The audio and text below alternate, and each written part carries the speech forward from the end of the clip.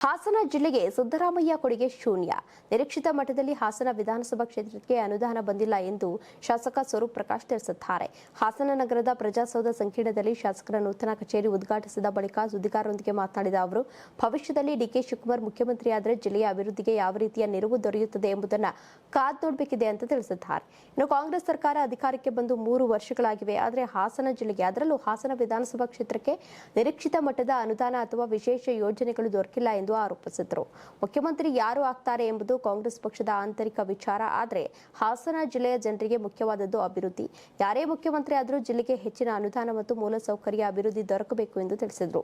ಈ ವೇಳೆ ಜೆಡಿಎಸ್ ಆಡಳಿತಾವಧಿಯ ಅಭಿವೃದ್ಧಿ ಕಾರ್ಯಗಳನ್ನು ಉಲ್ಲೇಖಿಸಿದ ಅವರು, ಜೆಡಿಎಸ್ ಅಧಿಕಾರದಲ್ಲಿದ್ದಂತಹ ಸಂದರ್ಭದಲ್ಲಿ ಹಾಸನದಲ್ಲಿ ಮಲ್ಟಿ ಸ್ಪೆಷಾಲಿಟಿ ಆಸ್ಪತ್ರೆ, ಪ್ರಜಾಸೌಧ ತಾಲೂಕು ಕಚೇರಿ ಕಟ್ಟಡ ನಿರ್ಮಾಣ ಸೇರಿದಂತೆ ಹಲವು ಅಭಿವೃದ್ಧಿ ಕಾಮಗಾರಿಗಳು ನಡೆದಿವೆ. ಆದರೆ ಅವುಗಳ ಉದ್ಘಾಟನೆ ಮಾತ್ರ ನಂತರದ ಸರ್ಕಾರದ ಅವಧಿಯಲ್ಲಿ ನಡೆದಿದೆ ಎಂದು ತಿಳಿಸಿದರು.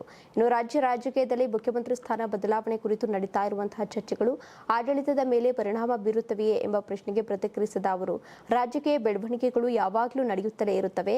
ಆದರೆ ಜಿಲ್ಲೆಯ ಅಭಿವೃದ್ಧಿ ಕಾರ್ಯಗಳಿಗೆ ಯಾವುದೇ ಅಡ್ಡಿಯಾಗಬಾರದು ಅಂತ ತಿಳಿಸಿದ್ದಾರೆ.